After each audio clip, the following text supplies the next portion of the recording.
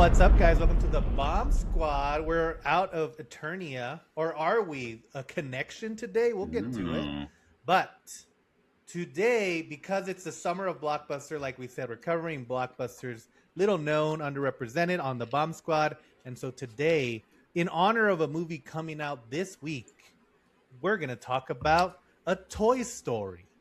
So come back and find out. Whoa.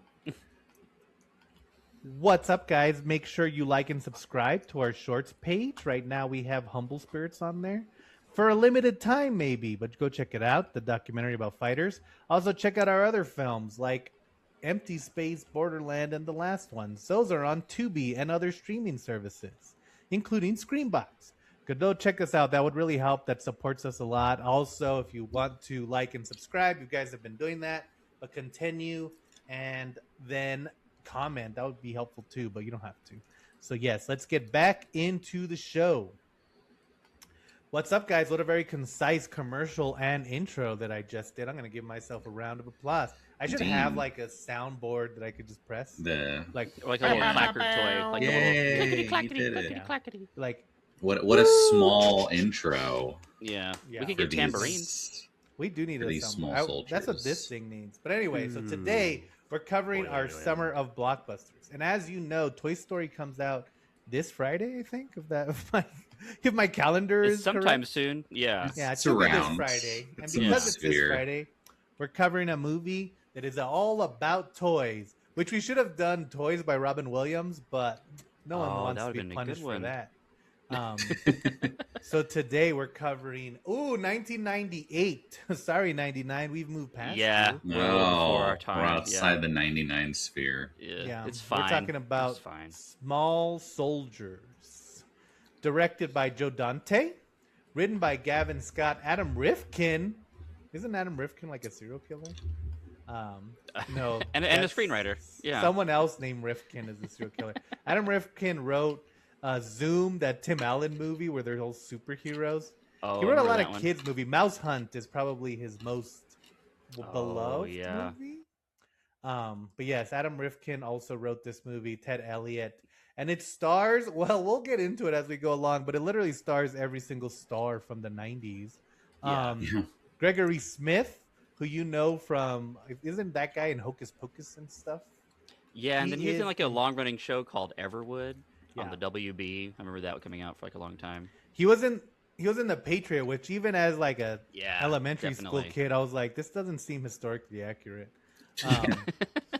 It also stars the queen of the 90s, Kirsten Dunst. If you think about, like, if you look about it, every single, like, regardless of what year, if you were a kid in the 90s, like a middle school kid, there was always a movie for you to have a crush on Kirsten Dunst, where there was like Bring It On, this one, Dick, the Richard Nixon films, even like even Interview with the Vampire. She was all over every single movie. She was like, absolutely. if you had Kirsten Dunst in your, and of course she was also in a little tiny movie called The Spider-Man. She ended it off by being Mary Jane Watts. She ended it off by being everyone's crush.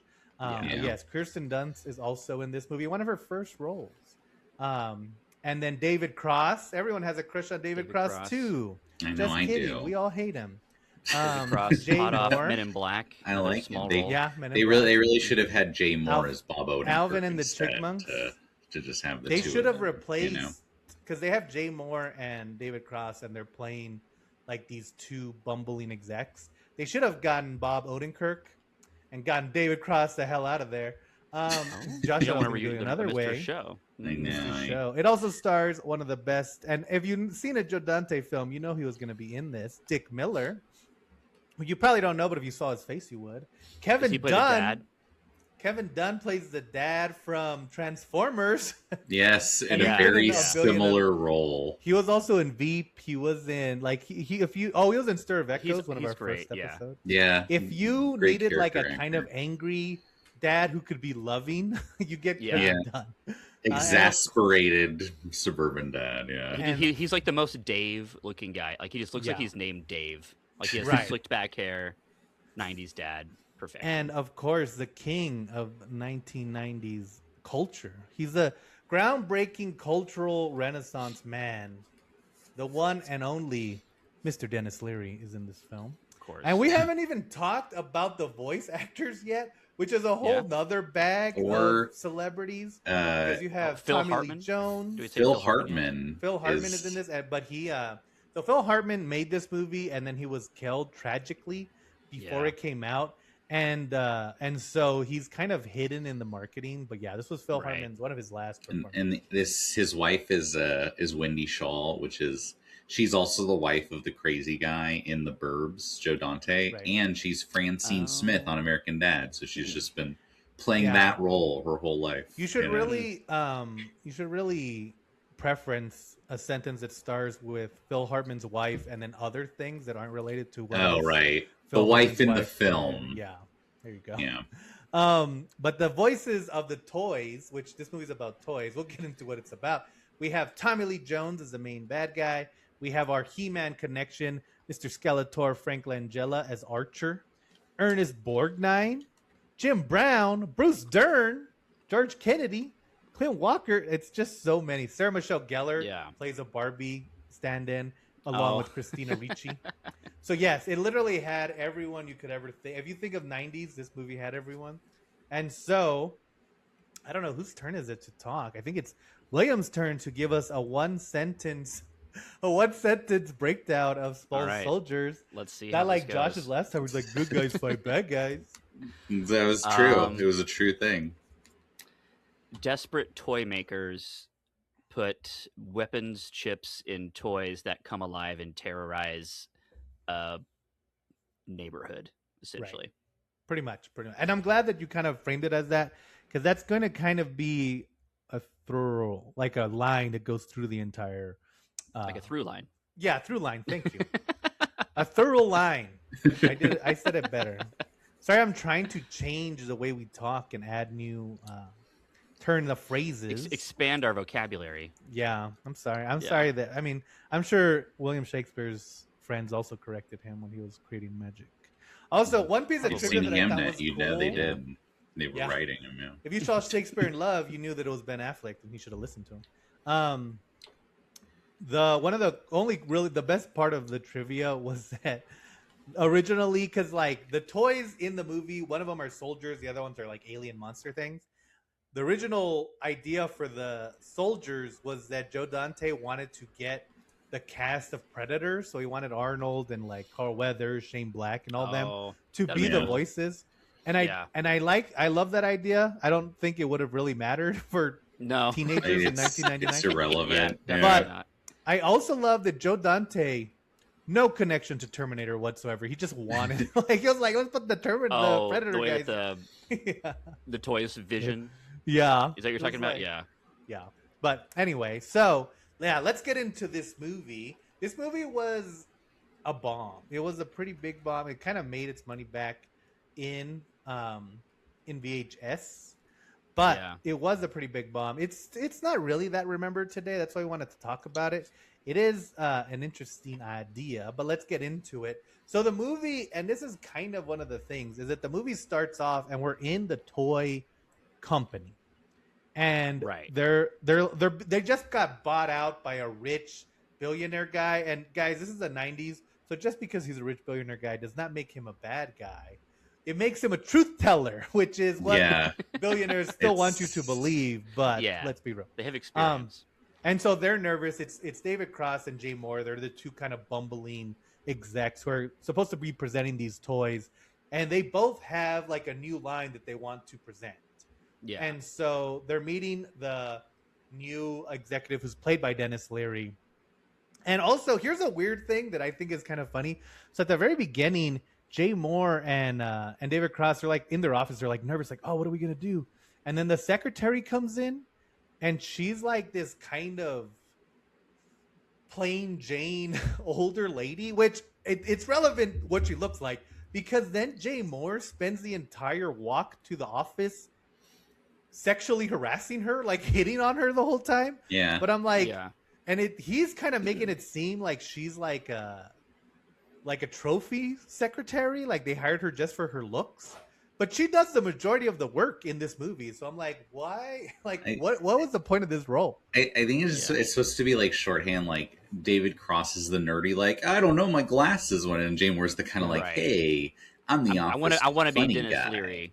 Yeah, like I'm like on the fast track to the big time. You know, it's very tropey. That's the point. But my point is that if they were gonna do that, then they really needed her to be like a ditz, or not a ditz, but maybe even to kind of play into it. But or even like make her way older. She just looks like a normal secretary, so it's a very weird dynamic. Yeah. But yeah, so they get into the office, and that's where Denis Leary comes down. He's like, "Show me the toys," and that's where David Cross, he shows them the monsters. They are going to be eventually played by Frank Margella. The Gorgonites. The Gorgonites, and they all look like kind of like big creatures. And they're very they're very peace like, oh, they want to get back to their planet. So they spend a lot of time learning. So kids learn science. And he's like, science, learning, skip it, next. Yeah, he's like, did you say learn? He literally says, "Did you just say learn?" Yeah. And he's like, "What's next?" And he has like little toys or little like stand tees, which are cool. I was like, I want one of those. And then he's like, "Okay, well, show me this." And then Jay Moore's like, "I got a new toy," and he like has a box and he has a prototype and he pulls it off, and it's this soldier guy. He's like got big chests and big shoulders. Yeah. Again, He-Man connections. And they're like, "Oh, look at this commercial that I made." And in the commercial, they do that thing that they do in a lot of commercials where the toys are kind of moving by themselves. And Jay Moore's like, "Hell yeah, this is a great idea." And then Denis Leary is like, "Do they actually do that?" And he's like, "No, they don't. This is just a commercial." He's like, animated, Denis. What we do here is we make toys, but we don't make robots. This is a commercial. Then this is only 98. This is not 2025. No, I don't know. Because this is 1998. We, of course, and we cover Demolition Man recently? Have we covered it at all? We'll cover it eventually.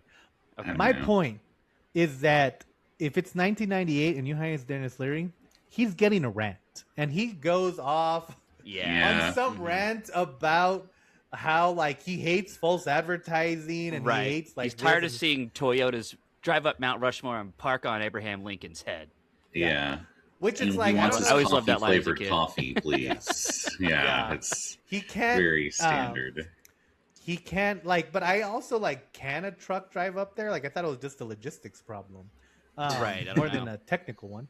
But anyway, so he's like, and then this is also funny because he tells them like, I'm going to give you a complete access to my everything that we have, because it's not just a toy company anymore.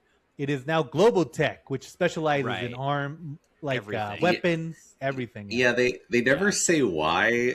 It's basically like, what if like a military arms company was really like, we need to corner the toy market. It's like you don't need like Halliburton doesn't need to buy Mattel. Well, it's a little preposterous, yeah. See, but that's like. What are you gonna do? I don't think it is like most weapons dealers. It's a kids also movie, have other companies where like they're subsidiaries and they have like like I think it's like Burger King or something is owned by like a Halliburton or something weird. Yeah. I get it, but it's very like I don't know. There's so much money in arms and so much fractionally less money in toy sales. Yeah. Like, 100 times less. So. It's funny in a way that like the screenwriters were just like a weapons company buys a toy shop. Like it's just like it's crazy. They're basically like, how do we get these military chips into these toys? Right, like exactly. In Breaking Bad, where like they were technically owned by some weird global company, but that's who owned the chickens. But anyway, right. So then it's also funny because then Denis Leary's like, I'm gonna give you access to our military arms for some reason. To these two people I just met, and I don't even know if I'm going to keep them in my company. And I want you to go. And he's like, "Oh yeah, go make toys." And I just think like, what if you went into your job and you're like, "Oh hey boss, here's the new like monthly report." And he's like, "Okay, but can you make life for me real fast? I'm going to give you access to whatever you want." I'm like, that seems like an impossible task, sir. Okay, bye. And he's like, "Oh, and you got 6 weeks to do it." 6 weeks. It takes 9 months for product testing. Yeah. Jay Moore's like, we can do it. We can do it. Yeah. It's also like it takes 9 months for product to see, buddy. They're asking you to create robots. Like, Yeah, they're wanting you to make product toys come to life and have that be something the public is okay with. Yeah.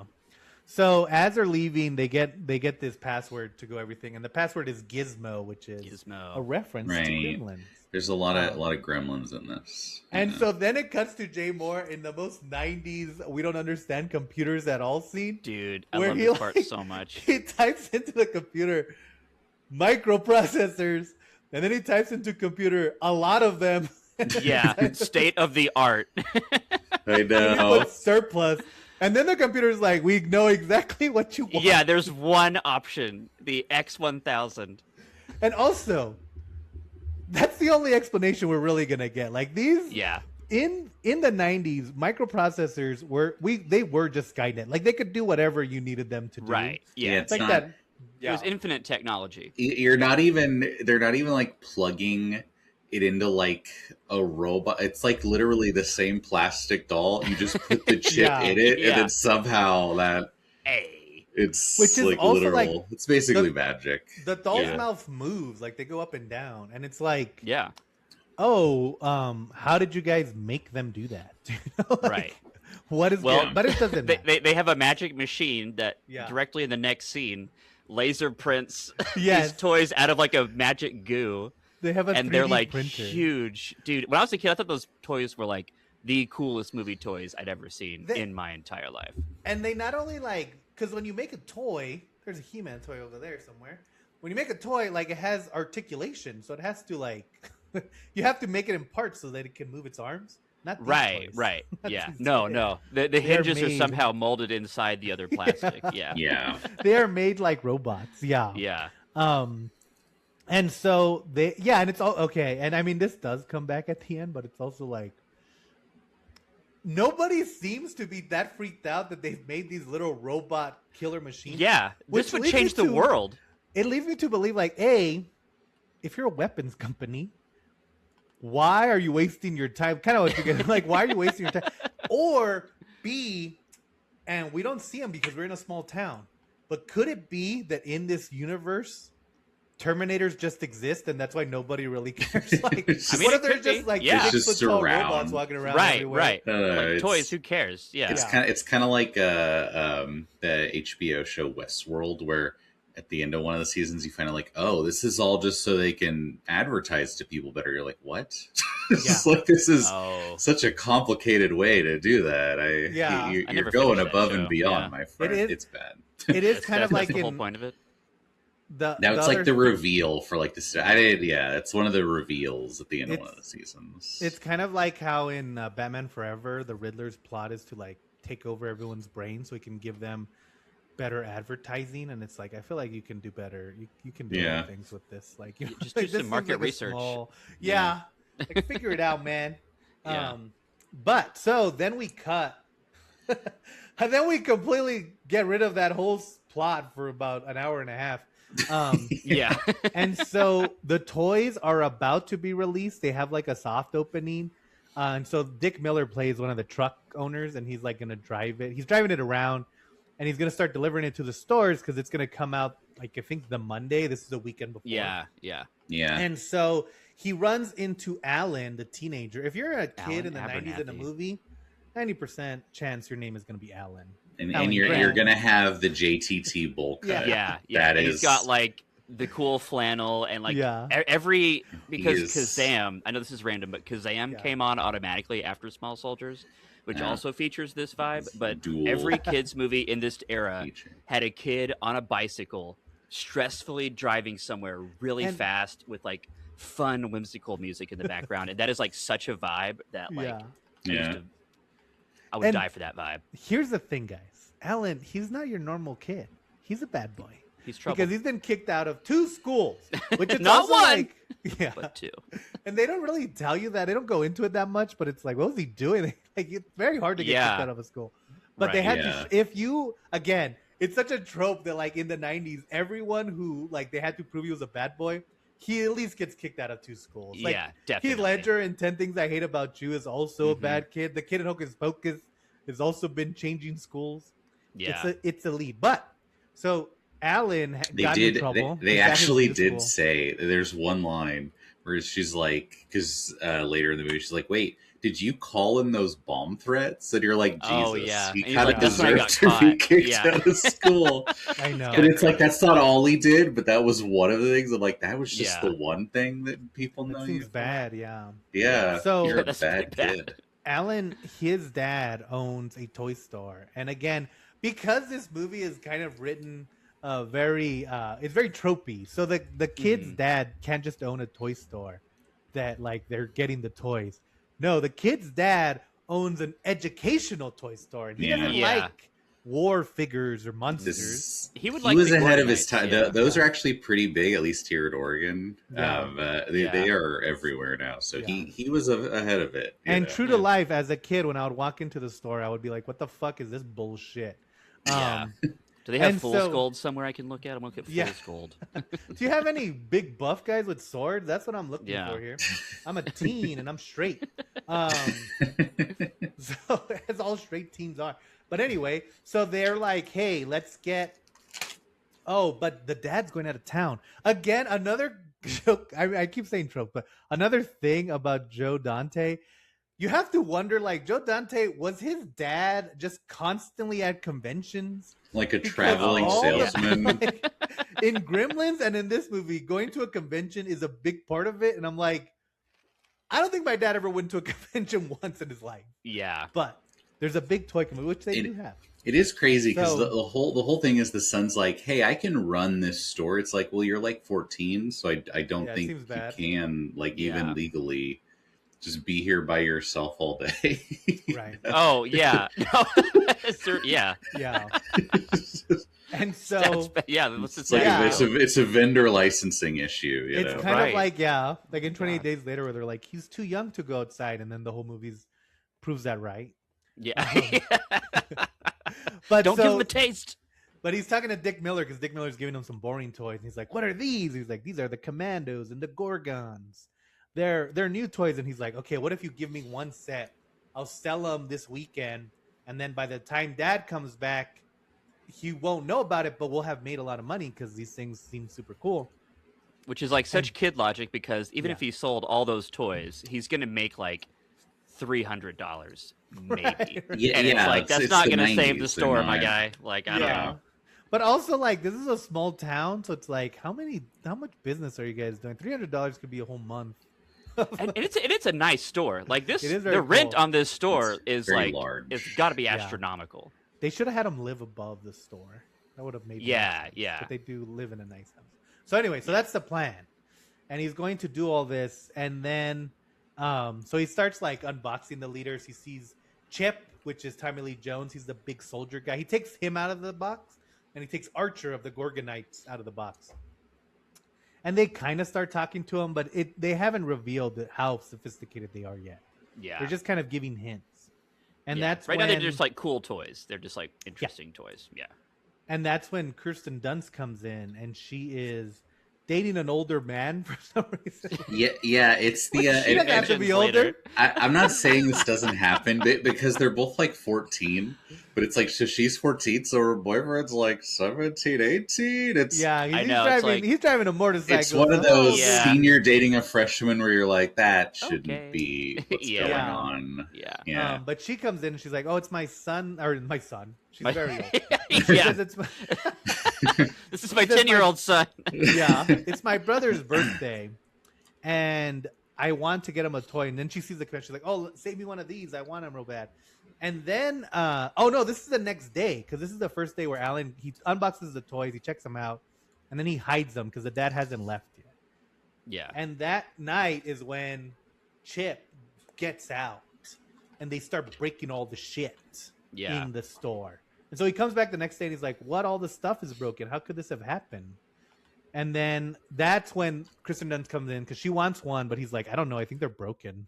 Yeah. He's they ran also like, away. "It was clearly these toys that I just bought. I have no other explanation for what." Yeah. And so then the dad finds out and he gets kind of pissed, but he's still like, "Well, I got a convention. Joe. I'm not going to be home a lot." Yeah. And Joe Dante was just having flashbacks behind in the. Yeah. It's like I know, Uh, A Dad. tear in his eye. Yeah. He's like, "No, don't leave again." Every time they ask Joe Dante to go to Comic-Con, he's like, "Con, yeah, convention." yeah. He's never made an Another appearance. Yeah. But and see, here's my kind of first thing about this movie. If you hear the difference between what's going on at the toy store, I mean at the toy company, and what's going on in the hometown, everything that's going on in the toy company is just so much more interesting and funnier than what's going on in the little town.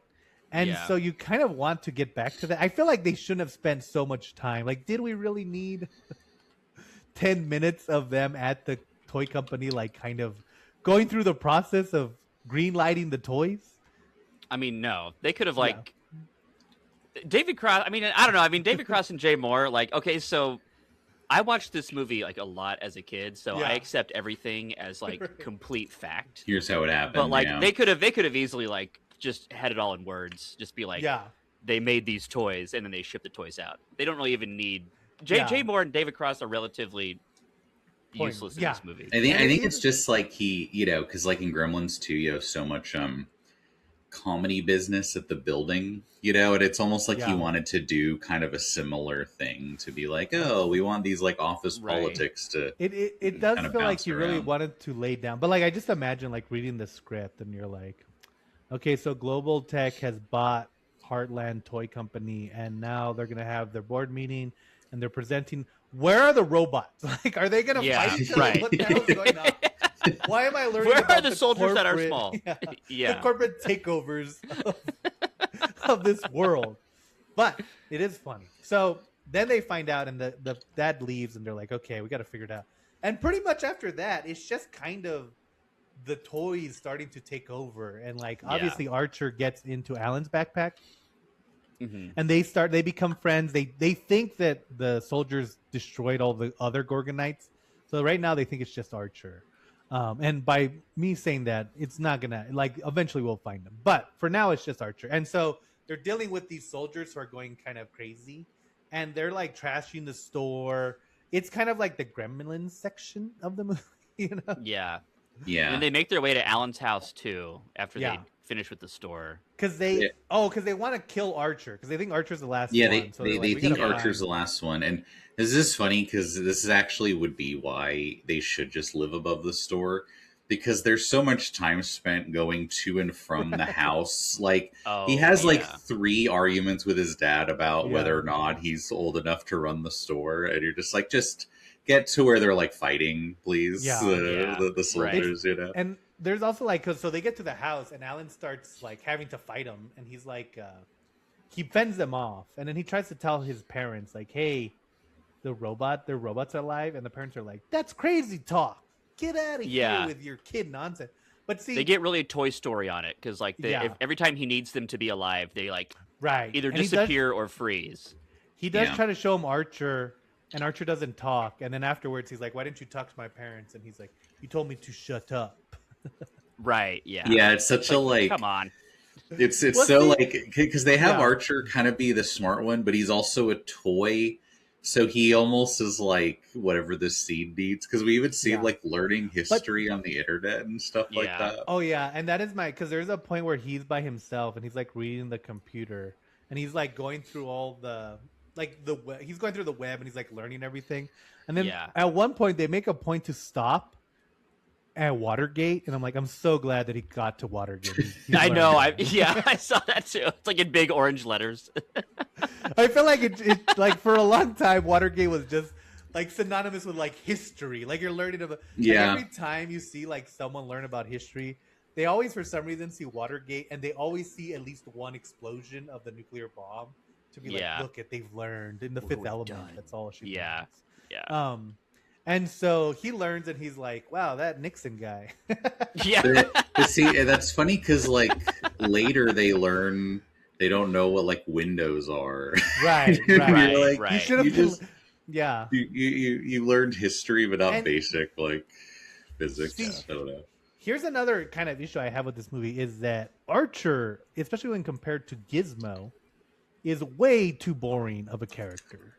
He because he's kind of a noble, set him up as a noble stoic creature, but then and it makes sense to counter him against Tommy Lee Jones crazy psycho soldier guy, right? But it's so on the other side that like I don't really care if Archer lives or dies. Like, Yeah, he's not very boring. Right. He's not very compelling. He has no pomp. Yeah, he's just kind of there. Whereas Tommy Lee Jones gets to he does the patent speech, but in front of a puzzle of the American flag, and I'm like, I love all the little stuff like that. He gets to ham it up. Yeah, you know? And every like line that he has is like, everything else is just a toy, or like, we have to stop these little kids. You know, like he talks like an army guy, but he's like talking about little mundane things, which is fun. Right. Yeah. And so the next day, then Alan goes and he finds the remaining Gorgonites because they hid in a dumpster. Yeah. It's because like, come on, guys, I'm trying to root for you guys, but... Right. And then even Archer is like, all we know how to do is go back to Gorgon and hide. Yeah. And then Alan's like, so, if I have no self-esteem and I suck at fighting, where am I going to be? And then they cut to the dumpster. It's pretty... Well, they show a trash can on the ground. These other Gorgons, I don't know. The funny one is really grating.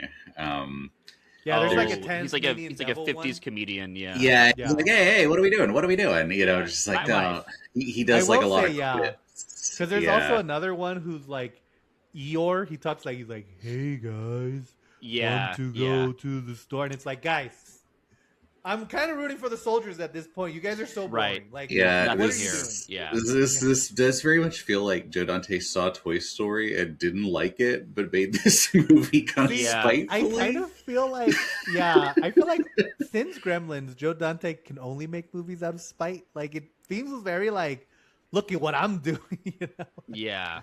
Is this movie for kids or is this for kids? I'm not sure. And I'll tell you one thing, according to Joe Dante himself, which is probably why he's so spiteful, is that he said that they originally pitched it to him as more of an adult horror film. Like, not an adult, though, like a PG-13 horror film. Sure, yeah. Sure. And so he kind of leaned into that. And then, like, as they were getting close to filming, or to finishing, they were like, no, actually, this should be a family movie.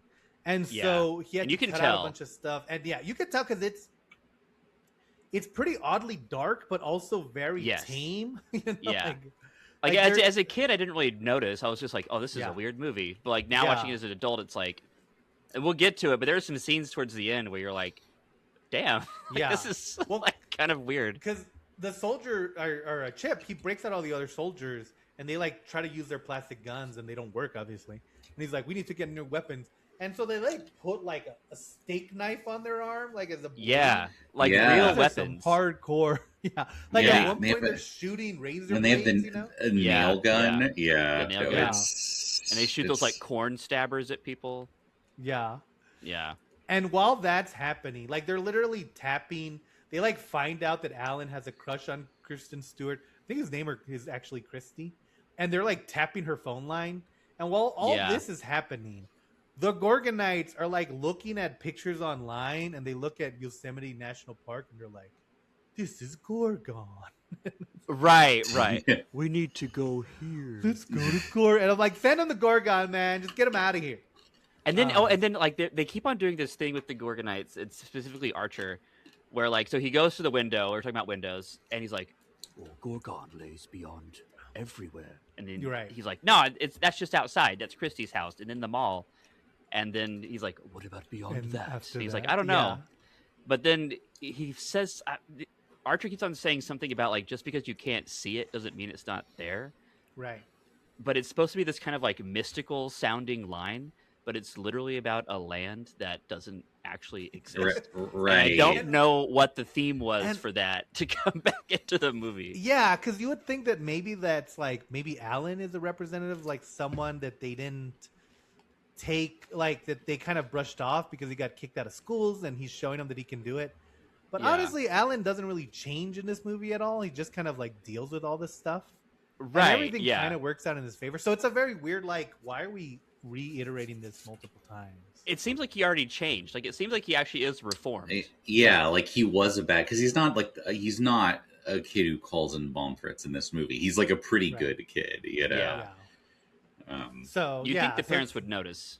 Right. So then they decide, like, well, let's kidnap Kirsten Dunst.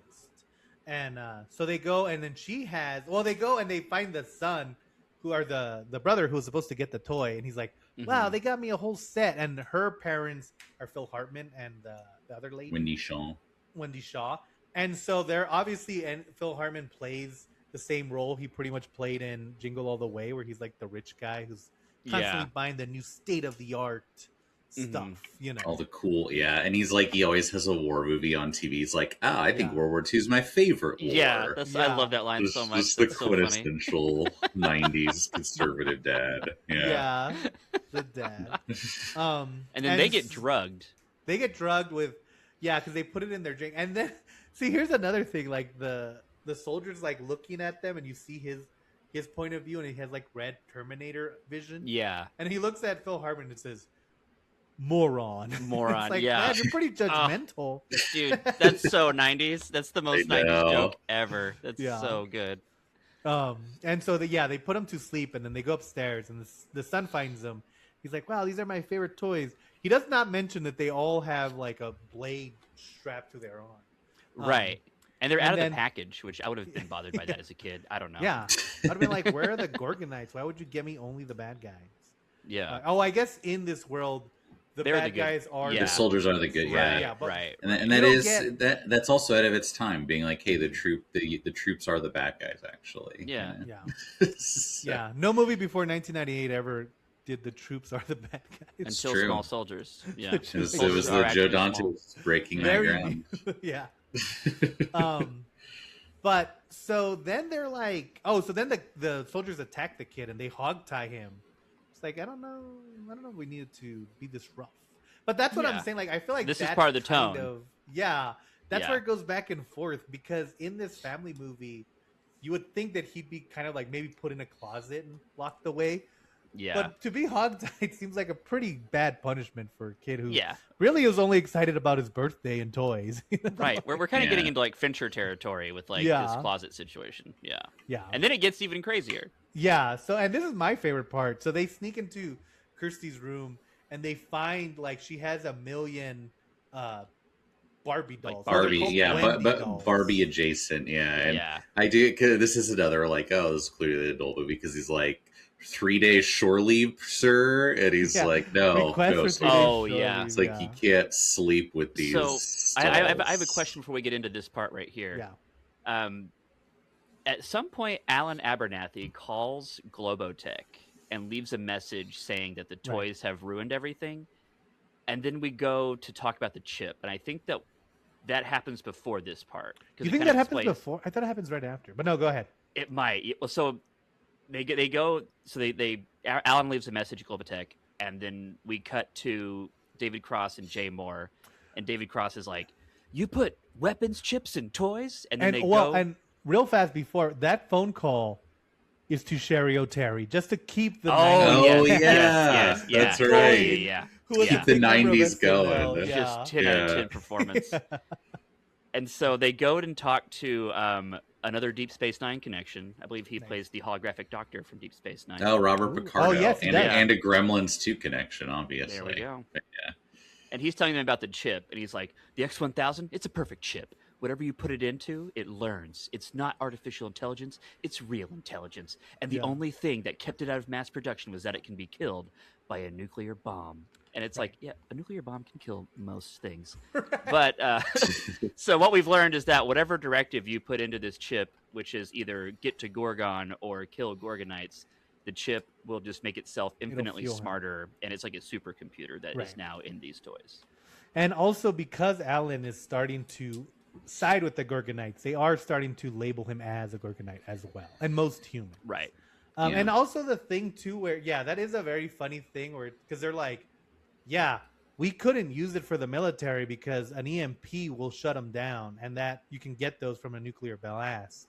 But it's like, well, it's been at this point 30 years since the last nuclear blast, and we're really not trying to use it anymore. So I think we can still use that. Yeah. They would absolutely. So you get back, and also when the phone call when he's calling to Globotech, there's a very funny part which doesn't like the scene doesn't make a lot of sense because he's like, hey, there's something wrong with the toys. And Jared Terry's not like, how do you have the toys? Because they don't release until Monday. Very true. She's just like, I got it. And then but she's like trying to like she's like because he's like the Gorgonites or the soldier guys destroyed all the Gorgonites, and she's like the soldier guys are the enemies of the Gorgonites. It's like Yeah, no, right, like I'm trying to right. talk to you about something real. And then at one point he ends it by going, "Can I just speak to a machine?" Which I think is Yeah, a funny yeah. line. Yeah, So back that to was good. Kirsten. So they break into her house, and they see all these things, and that's when Chip, like, there was one that died, and so they take, and on the also bike. like this is Yeah. also a scene that doesn't make a lot of sense if you think about it, because they have the toy, and they're like, "Bring me his head," and they take off his head, and they pull off the skin. Very off of easily. the Terminator Yeah. robot. Yes. Yeah. Very easily. Like, He has the Terminator skeletal structure, kind of the Yeah. metallic body. The question is, why would you give your toy skin? Like, why? I know. Yeah, especially if it's Like, like just so let it, easily like, just- removable. Yeah, make Yeah. it into the toy. Like, what are you guys Right. doing? Yeah, Why just is do it their just why is their plastic. body And this is hard to kill? You know, like, Right. This is right. where, if you already weren't convinced it was magic, they don't put the chip in a new doll. The doll create one doll. is Yeah. they I do actually like the scene because they all have little medical masks as they're operating on the dolls. Yeah. But they get the chip in like this thing, and then they zap them, and then even just being zapped by the chip gives you sentient life. 100%, And so now yeah. they have like an army of Barbies to Yeah. And assist not only them. that, but they played the Bride of Frankenstein score during that scene because Joe Dante also loves. Oh, there's old so many horror comedy music stings in this movie. And, It's like all comedy. And yeah, they put it in one of those like Tesla coil balls. Yeah, and it's like it, one of those like, things that you would like put sends your it. finger on it and like Mhm. maybe like it would. You follow the electricity or something. Yeah. Yeah. And apparently that works. And so they've all come Yeah. alive, which is like, oh, well, then you guys should just keep doing this forever. Again, Right. why is this in the toy division when we have a military division that Yeah. still work? Yeah. So, yeah. But we don't want a nuclear blast to kill them. Send humans. And so they create all these, and then they like, I don't know. The girls are the best part because they This get part. rid This of part's that. like. Yeah. They get rid of that older, like way overaged boyfriend right away, and he's a coward. Also, like, Oh, there's a yeah. scene. Yeah. There's a scene, and this is kind of funny because again, as a kid, none of this registered. I just knew that she had a boyfriend, but as an Same, adult, yeah. like he's dropping her off, and he's like, "Hey, I just want to let you know you're super hot," and I'm like, "You're too old." Right. You are an Right. adult, Dude, this sir. movie changes after you're like become Get outraged. away from her. Yeah. Yeah. When you're 10, it's like this is what relationships are. Yeah. Yeah. She I should be guess. at the dance. Yeah. An 8th grade dance. So they run him out, and he's a coward, and he leaves. And then they capture her, and then they call him. No, they send again. Very sophisticated because they send an error, like a lawn dart that has a VHS tape that says Oh, "Play yeah. me," and of Mhm. course it almost hits one of the Gorgonites, and he's like, "Oh, what am I supposed to do with this?" It's like kill Yeah. them, kill them all. I'm Right. not on your side. Why Yeah, are we they were- protecting Organized. these guys? Just get Although really- he is my favorite Gorgonite because he's just like skin with 3 legs, and he has like a long neck, and the neck ends in an eyeball. And I'm Yeah. like, why would I want that ever? Like, this is horrifying. I know. It looks like a thing from the new Resident Evil movie. Yeah. And so they play the tape, and they've kidnapped her, and she's like, "Alan, please help me! They've kidnapped me! They're gonna kill me!" And it's like, oh my Yeah. god, this movie is. And they're like stabbing her. And like whenever they make the Barbies, like her room looks like a nightmare. Like it Yeah. looks like it's scary. Like, Yeah. It's weird. Yeah. And then there's like so many Barbies. They're just running all over. The only thing I will say, and this is probably kind of a budget issue, I do wish that the Barbies had kept their personalities, because when they see them, like they have like the the astronaut Barbie, they have like a Jackie O Barbie, they have like right. they're all in different. Oh yeah, I and wish then they they had kind of they kept. actually that. kind of take off. Yeah. They're just kind of a nude Barbie, which is probably Yeah. way easier to animate. Just Yeah. you have Yeah. the same model over and over. Yeah, this is So- also, but we didn't really talk about it. But this is that era of CGI where you could tell when they're using stop motion, it looks really good, and when it switches to CGI, you're like, oh yeah, that's pretty bad 90s CGI right there. Because the Barbies Yeah. look really cool when they're just like talking.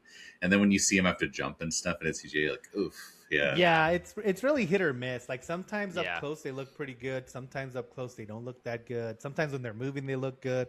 It kind of depends on what they're interacting with. Like if they're interacting, it makes you CGI, glad Gremlins was made pre CGI, so they had to use nothing but puppets, you know. So. Yeah.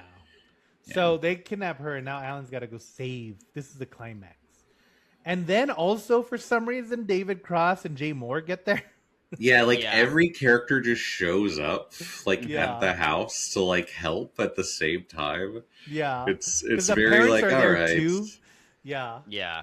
And the parents are like, "Don't go save that girl. We don't care about her. She's just our neighbor." And he's like, "I gotta go, Dad. I gotta save him." But see, I think that's the point where we should be like, "Oh, he's supposed to like be a go-getter." But I think the problem is that he's obviously like committed because he literally got kicked out of 2 schools before. So if anything, it should have been like he should have been maybe more of a coward. Or something, you know, like, or like a nice, kind of like a goody kid. Yeah. Mm-hmm. So this was him like, "No, Dad, I finally realized that sometimes you do have to fight. Yeah. You have to fight the man." Yeah. Like, you got to stand up for what you think is good. Exactly. But like, as it is, that's kind of who his character was before. So it's not really like it's a cool scene. Yeah. It's well written, but you don't get as much of the hell yeah as like if he had a little bit less. Because it already seems like he was going to do that anyways. Right. Like, the only people that have an arc in this movie are like his parents. His parents are the ones that really change. And no point do you ever think Alan's not going to like go do something, you know, like he's not going to help in some way, which is kind of like an issue with that scene, but it's a good scene. So he goes to save him, and they're like, now they have like, they're shooting at the house. They have like fireworks and like all kinds of explosions and stuff like that. And more toys have come. Like, they broke into the toy store and and they reroute themselves to that neighborhood. So there's like now 100 little toys. Yeah, and then, and they have a flamethrower on a skateboard, which is the coolest thing. In the whole movie. And they're like, and then they're trying to get in, and at one point, now they like rescue the girl, and they're fighting all the Barbies, and he's hitting them with a broom, which kind of leads me to the issue of like, how are you guys losing so bad to these toys? They're like 2 feet. Yeah, you know? like they do. They knock them away so easily. It's very. They can step on these guys for sure. Yeah, like even if you do stab me, I don't think you're gonna have the strength to really do as much damage before I break you in half. You know, because you have like an inch of like time to get force going. You're gonna have to jump and hit me, and then you got one shot, buddy. Well, that is kind of funny because the one that dies before this, they use the chip on, like. He kind of died by mistake. It's like, they still break apart pretty easy. You could probably just smash them all and just take the chip out. But he puts them in a garbage disposal. But there is the other guy who falls off the bicycle who goes into a million pieces. I'm just saying it's very they're pretty fragile. They're still aren't they made of metal? But not for that scene. So they rescue her, and now they're like, okay, we know EMTs can take them out, so we're gonna try to get into the power line by going up the power pole. They're doing something. There's something with power lines. They're going to overload a transformer or something. They're going to shock them. Yeah. Which is also like, guys, you could just probably light them on fire. They're not that terrible. Yeah, you killed them. You don't need the This is actually funny because you say, how like the one kid, Alan, doesn't really get a turn, but Archer gets a turn when he finally starts helping in this scene. He's like, I'm actually not going to stand here. And he goes, now that all of my friends are in literal danger from our good plan of just standing here. And he literally tells him, like, sometimes we cannot just hide. Sometimes we have to fight. Yeah. And so then they go, so he's climbing up the power lines. They're doing other things. And they're like, but you can't, he goes, you can't help us because you'll also get affected by this EMT, and so you'll die as well. And so we'll all go Gorgons. But they're like, well, that's too bad. And this is also a really cool part because they're like at the top of the power line, and then Chip gets up there and he has like a little knife, and he's like, I'm gonna kill you. And he's like, Chip just looks really cool, I think. Yeah. And then Archer gets up there and he's like, I'm gonna fight you too. And so they do have a pretty cool fight on top of there. And I'm like, man, Alan has the upper body strength of like Arnold Schwarzenegger that he's just kind of holding on to the top of this. This power line. It's insanely dangerous. His feet are somewhere, but that's a pretty rough ask. While someone's also trying to stab your fingers. Yeah, definitely. Yeah, and so eventually Alan grabs Chip and throws them into the Transformer, triggering the pulse and destroying all the commandos. Yeah. And then that's when Denis Leary comes back at the very end. Yeah. And this is also my favorite part because he gets out and Dick Miller goes up, or he goes up to Dick Miller and he's like, whose truck is that? He's like, that's my truck. He's like, why don't you get it out of here before the cops come or before the news comes and they show everyone whose fault this is. And he's like, oh, I don't know. I'm pretty hurt and I don't know if I can move the truck. And then his secretary's just writing him a check, and she like with a little machine. Yeah, and then Phil Hartman goes and he comes out and he goes, what about me? Yeah, I don't think you have enough money. Or he's like, there's not enough money to like replace all my stuff, and they cut him a check, and he's like, never mind, there is. Yeah, that's all my favorite part because I know it's all like, so good. Hey, what about the pain and the suffering that you did to us, Alan's dad? And then they cut him a check, and he's like, all right, that's good for me. That'll work. Yeah, which is a cool thing that, again, billionaires would never do. I know. No. They would just threaten to sue you. Yeah. They would sue you and then throw you in Gitmo because of their friend Donald Trump. Yeah, Gizmo in this world. And so that's a pretty funny part. And then he's like, oh, you know what? Let's take these toys that are super killing machines and let's put them in the military like Andrew said at the very beginning. But it's also like, that wasn't your first thought. You had these chips already. I know. And you can clearly make robots. Yeah.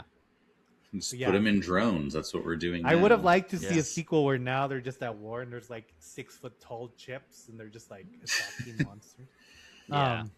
But so then they leave and then Kirsty and Alan kiss because they're now together. And then he takes them to Yosemite Park and he puts them in the boat and he like gets them away. He's like, bye guys. He's like, yeah, what if it is? Like, we'll find it. It's out there. And then it actually leaves with the funny one still making jokes as they're like going to this. And it's just like, let them. As if we couldn't get enough of his little I know. Like, oh, they really thought that guy was something. I do. That's also another staple of, maybe now it's still a kids movie staple, but like the one character that you really thought is going to be the breakout character of your movie, like this is going to be the funny one that everyone it's just the worst. Yeah. They can't all be Jar Jar Binks. It's true. But yeah, so what do you guys overall? My thoughts are, even as a kid, I think it's the thing where as a kid watching this, I was pretty excited for this movie because as you can see from my background, I did like toys as a child. Yeah. But then I realized watching this movie that I don't actually like toys for the sake of toys. I like toys that have a backstory. So I think my problem with this movie is like as a kid, I was like, I wish this was just a movie about the Gorgonites and the monster guys or the soldier guys fighting each other and not in the real world. And as an adult, I think my biggest problem is, it does have this issue of like, it doesn't really know who it's made for. Because like I said, there's so much time spent on the toy stuff and the company. And to me, that's pretty interesting because it's also where a lot of the more adult humor is. Yeah. And like a lot of the kid humor is just kind of like, whoa, that's crazy. It's just silly. Yeah. Yeah. And so I like that part more. And that's why I love it so much when Denis Leary comes back for really no reason. Like he did not have to come back. But I think like I just have a hard time getting into this movie. Same. I would agree. Yeah. And I'd never seen it. This is my first time ever watching it. So I missed it as a kid. Fun fact, Stephanie also did not see it when it first came out because it was not released in Oregon originally because one of the small soldiers is named Kip Killigan. And like a month before the release, Kinkle killed a bunch of people in Oregon. It was a school shooting. I mean, probably not a bunch by modern school shooting standards, but pretty big deal at the time. And also like, what a weird coincidence. Like not to I know on it, but they're both named Kip. Kip like Kip something. So close enough to Kip K, because the other guy's name, what was it, like Ketson? Kip Kinkle and Kip Killigan, so very close. Very similar. Wow. But I kind of like with Toy Story, the toys kind of like live in their world, and it's a fun world to be a part of. But in this, it's like the toys don't have their own world; they're just kind of attacking the normal world. Yeah. It's a weird like. And there's no build up to how it all happens. It just like happens. It's just that it's very like as it were. You know? I think it would have worked better if they got rid of the Gorgonites and it's just him against the small soldiers. These small soldiers, yeah. Or B, they gave the Gorgonites more personality because, like, even something to do, to Gizmo, if they would have learned to fight earlier, because you spend so much time with the Gorgonites that you need to care about them a lot more than you end up caring about them. Yeah, and where it's like in Gizmo, like when Gremlins, when he gets in the car and is like driving around the mall, you're like, hell yeah, like Gizmo, go get him.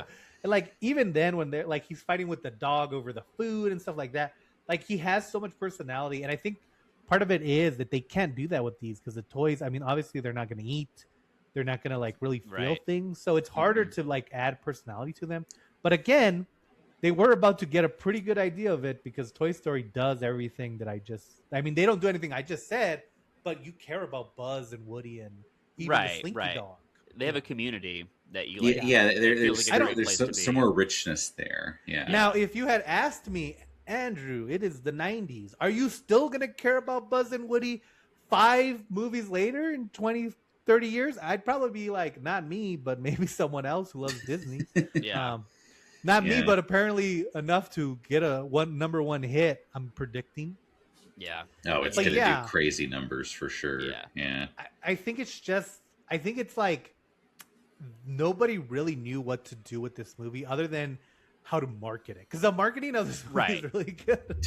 Like I think I had an Archer and the other guy, Chip guy.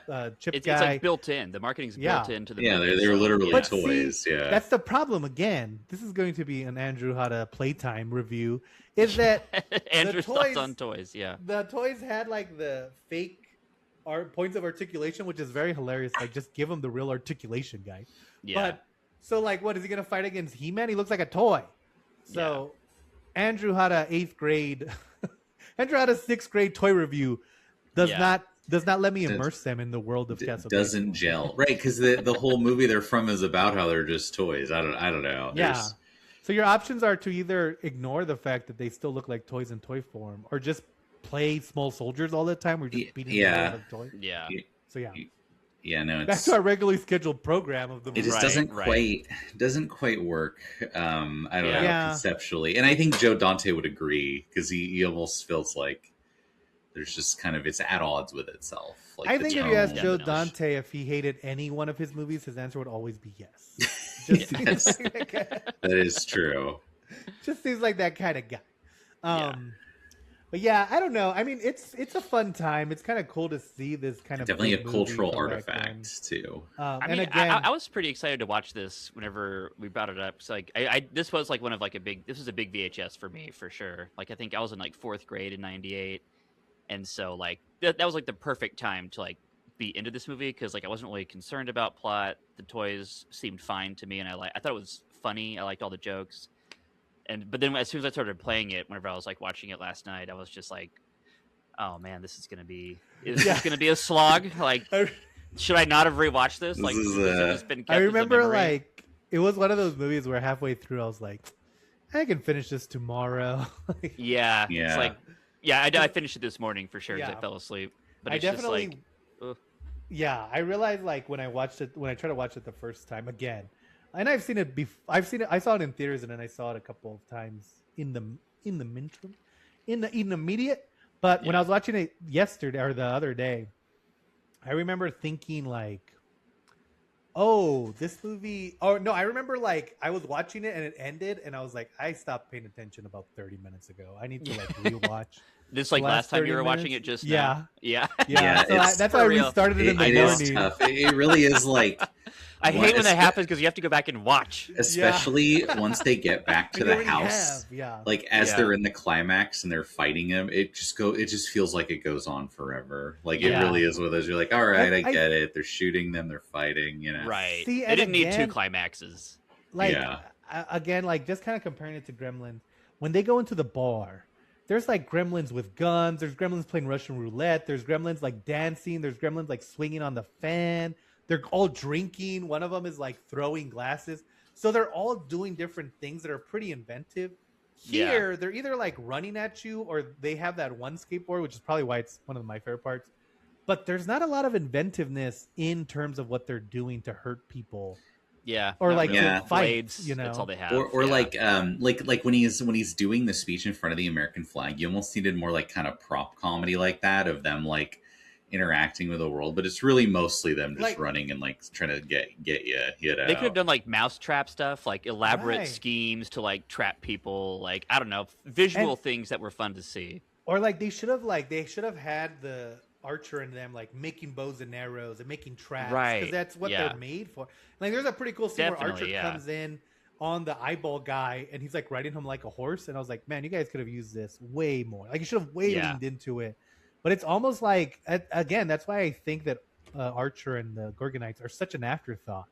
Because you also have, like in the climax, you have Alan's parents, you have Alan, you have Jay Moore and David Cross, you have Kirsten Dunst, and you have Phil Hartman and his wife. You have 7 people in the climax, and then you have all the Gorgonites. Right. That's a big number of people. There's a lot of things going on. There's too many moving pieces for sure. Yeah. So I think I don't know. It's kind of like it was over ambitious, but also under ambitious. Yeah. It's such a weird movie to kind of try to dissect, because it's like everything, again, kind of like Legend, everything should work, but it doesn't. Yeah. And then but in here, there is still stuff that works. Like there is, like the patent thing is pretty funny. There's still jokes that hit really good. Like there's all moments. The Dennis checks. Stuff. Yeah. And it's very hard to make Denis Leary funny in a movie, like without just having him go full Denis Leary. Right. And so I don't know. There's just so much in there that I think they could have just pushed a little further to kind of make it a little funnier. Yeah, I think the Gorgonites are honestly the biggest hindrance. I think that's the biggest chapter that's not fleshed out. And like if they would have had anything to do, this movie would, like if there was a battle between the Gorgonites and the small soldiers. The fact that like their whole thing is them hiding, and then in the last 15 minutes, like okay, we'll fight back. You're like, okay, that's such a weird thing to root for. You know, especially as an adult, it doesn't even make sense, because why would you train your bad guy robots to be scared of the heroes? Yeah, right. If you're marketing, so it doesn't. It's a weird movie overall. But you know, go watch this. Go check out Toy Story, or go check out He-Man, guys. It needs your help more than Toy Story does. We're still doing He-Man. Toy Story's gonna do fine. Go watch Masters of the Universe. Yeah. But no, I mean, it's a fun one. I always like to watch Joe Dante stuff, even though I like some of his stuff, and some of his stuff is weird, but he always does have some kind of flavor on it. So he's got a very entertaining kind of style. His haterness is interesting, at least. It's kind of this thing where, like, you know, John Carpenter is a curmudgeon, but you can't really feel that in his movies. His movies always, like, they can be cynical, but there's always, like, lovable characters. Where I feel like Joe Dante, like, you can tell in his directing that he's like an angry old man who yells at clouds, you know, like no, we need to put, like, and that's why he's most at home when he's doing like homages to the 50s, like in Piranha and The Howling, where this one is kind of like trying to do a 90s movie, and I just don't think he had that talent. But still a good movie. Oh yeah, this is what Joe Dante says. Originally I was told to make an edgy picture for teenagers, but when the sponsor tie-ins came in, the new mandate was to soften it up as a kiddie movie. Too late. I mean, yeah. He's not wrong. I mean, I could see that being hard. You can see it in almost every frame of the movie, from the start in the boardroom. Because see, that's the thing. Like, if you look at this as, like, if I was 13 when I watched this movie, and it starts in the boardroom, I probably wouldn't have cared. Like, Jurassic Park doesn't get to the island for like 45 minutes. Right. Yeah, for a long time. But as a kid, like, you're watching that and you're like, what the... Like, what's a CEO? You know, like, right? Yeah. What is a corporation doing with? What is? Yeah. You don't even know what any of that. What's stuff an acquisition, Dad? Right. You know? Right. But it's very trade federation politics. You're like, all right. And Joe Dante's dad is like, an acquisition is what happened to our family that made me go to conventions every week. So next week we're continuing our summer. They're not always going to have tie-ins. There's a couple of tie-ins. We're going to do 2 in a row just because of the nature of releasing. But we are going to talk about some other big bombs from the summer. But next week, we're going to talk about a big bomb, but it is tied into the movie that's coming out next week. So come back to the Bomb Squad and find out. if it's a bird or a plane,